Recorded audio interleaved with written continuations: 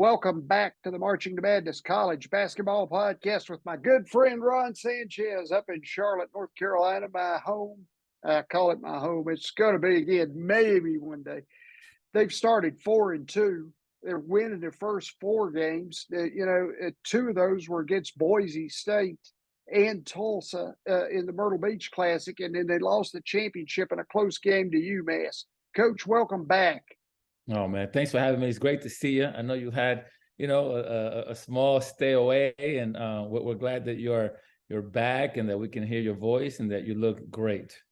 Thank you so much, Coach. I feel good. I feel better. I feel like talking hoops. And I'll tell you, as you look at the beginning of the season, just talk about the level of defense you've been at right now, because teams are shooting 39.9%.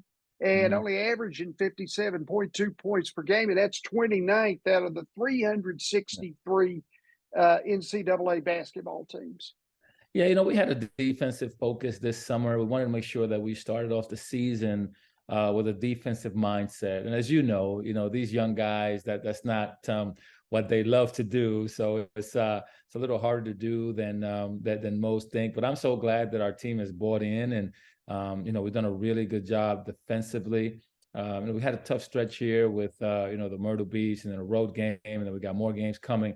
So I'm hoping that we can continue to understand that the reason we're having success is because of our stand on the defensive side of the floor. I was curious about teaching defense. When you're in the season like this, do you rotate your defensive structure according to when you play, or do you have a defensive structure that you kind of imply? Yeah, well, we have our defensive structure, and then from there, we'll study our opponents, and then we'll make very small adjustments. We don't make big adjustments. I mean, especially when you're in a tournament, you can't do one thing on Friday and a different thing on Saturday without having an opportunity to practice. I mean, these are still young kids that are still learning the game, and I think that simplicity today is a talent. So we really do try to keep things simple for them so they can execute at a high level, as opposed to trying to be more complex and confusing, our players. Sure. Now, Bryce Williams in the middle is your lone double-digit scorer with 11 points per game, and he's your second leading rebounder. So he's kind of a key cog up in that middle. He is. He's doing a really good job. He was redshirt last season, so I think he has a level of appreciation for being back on the floor and being healthy. He's doing a really good job of scoring the ball, but he's also defending, really, really well for us. Bryce is 6'6", 6'7". He's got some length and some athleticism. So he's done a really good job on the perimeter defensively for us, and I love what he's doing on the glass. Yeah. Now Jackson Threadgill gets the most shots on your team at 8.7 a game. And of course, this is a very balanced scoring team. It doesn't feel like just watching at Myrtle Beach. Okay, you can't zero in on just one or two players. Yeah. So as a 6'6" guard, how can you vary his attack off the perimeter? Well, he actually has a great connection with, Ali Khalifa. They're roommates, and Ali does. I mean, he's having a sensational passing season to date, and Jackson gets a lot of those scores or those shot opportunities because of the passing of Ali. He cuts hard, he moves hard, he's kind of relentless that way. And when he's open, Ali just finds him, and that's really how he's been able to get as many shots. Is basically, with the connection of those two players. Yeah, when you get a big man or a post player who goes out, I've noticed this on a lot of teams, to the top, and you can rotate the ball back through that top. Usually you can find that shooter on the other side.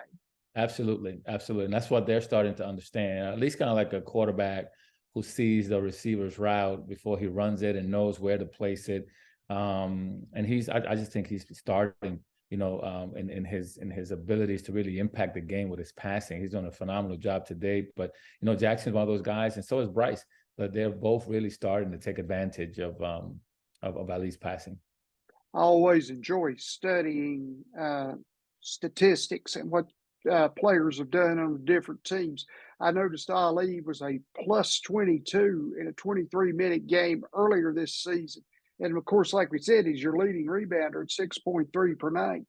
Yeah, no, he's impacting the game in so many ways. We can talk about his assists, we can talk about his rebounds, even his field goal percentages, et cetera. But I think the area that he's impacting us the most is he hasn't fouled many people. He's playing defense without fouling. If you look at his numbers, I'm not sure how many times he actually sent his man to the line. So he's doing a great job defensively, and he's doing it without fouling. Okay, now at 6'10", 225, you have another big man that's playing really well, is Igor Milasek. Mm-hmm.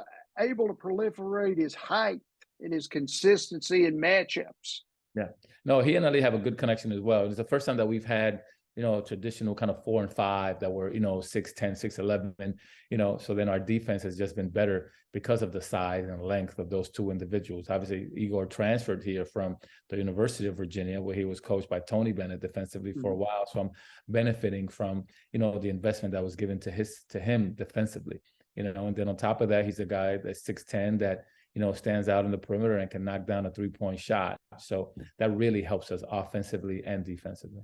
Yeah, I was going to say that would help your offense based on being able to spread a defense. And then if he's a good passer, he can, a lot of times you can see that backdoor cut going straight to the rim. Absolutely. He's a big target. He's a big target for a good passer. Yeah. All right. You have Lou Patterson and Montre Gibson. I was curious as what's the preferred way to establish these two players on your perimeter?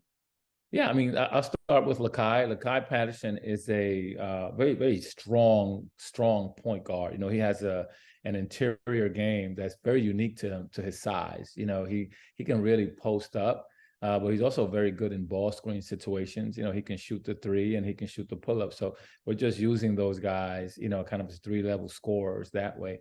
Montre is a really good 3-point shooter. But also his play off the dribble. He's very shifty with the ball. He makes others better with his passing off ball screens. And when you got him and Ali together in ball screen situations, it's a very unique connection of the two players. That's good. I was just curious now, as you're in Conference USA for one more season, your thoughts on the league itself and where it might go here in 2022-23.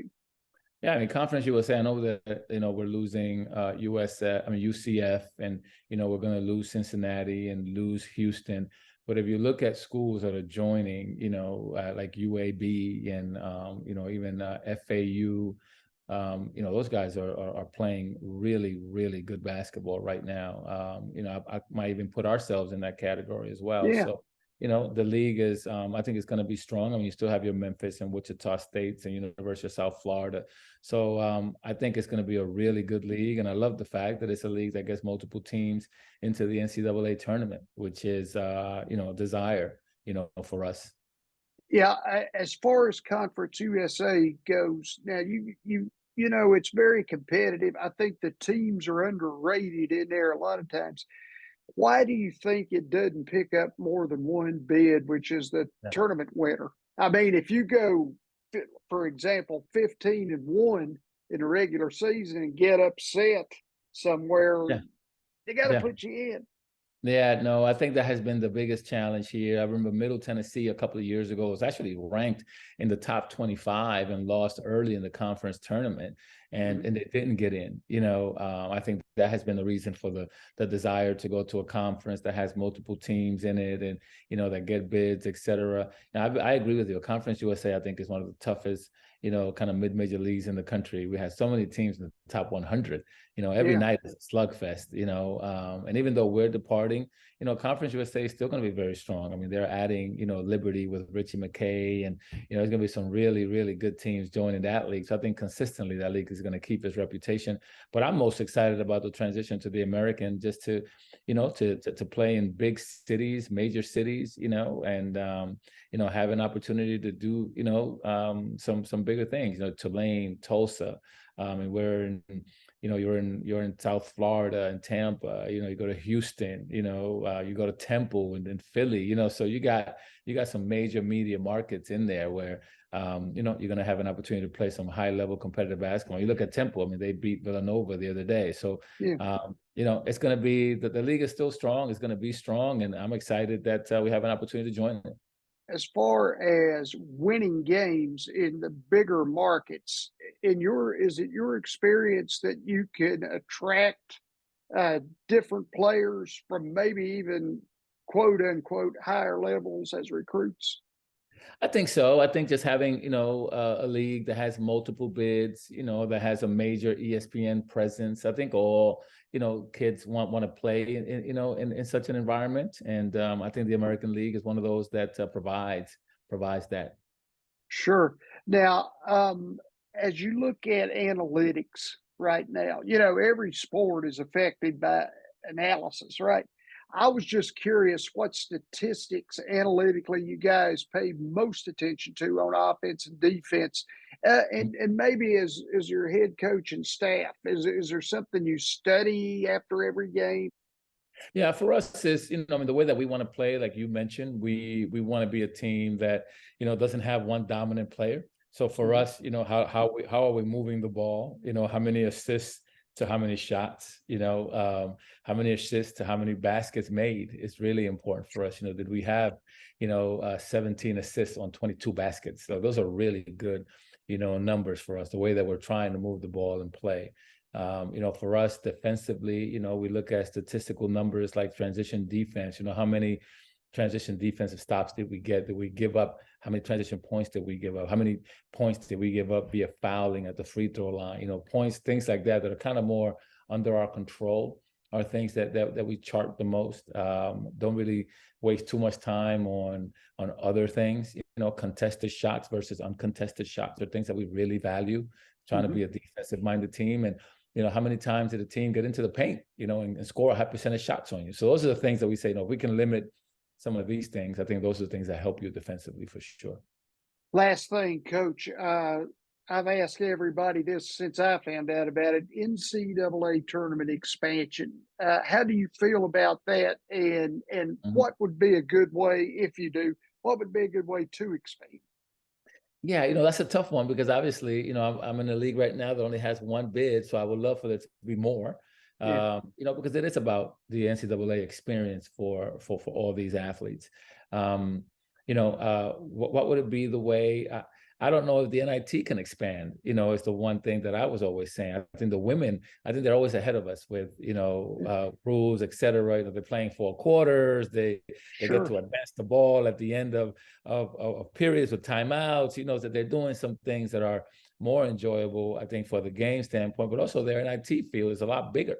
Mhm. So that also provides more opportunity. So even if a player can't compete in the NCAA tournament because you don't want to water that down, then maybe the NIT field is the one that can provide just a little more postseason experience for our athletes. Going forward with rules with the ladies' game and things, I would love to see the NBA rule where maybe the last 2 minutes of the game you could advance the ball to mid Yeah, court yeah, during a timeout because there's so many good plays oh, that you absolutely. can run. Yeah, yeah. I just need 3 seconds. You got to Yeah, rebound 3 seconds, timeout. And you can, give yourself a chance as opposed to, the game basically being over. sure. So yeah, absolutely. Coach Ron Sanchez, one of the best minds in college basketball. Here we're speaking to him, talking to him about his Charlotte 49ers. Coach, I wish you the best and good luck here in Conference USA and in your transition to the American. Thanks, Ken. Great to see you, man. Like I said before, I'm so glad that you're with us and that I can see your face and you're healthy and you look great, man. And I can't wait to see you down the road. Thank you, Coach. Good luck to you. You got it, my friend.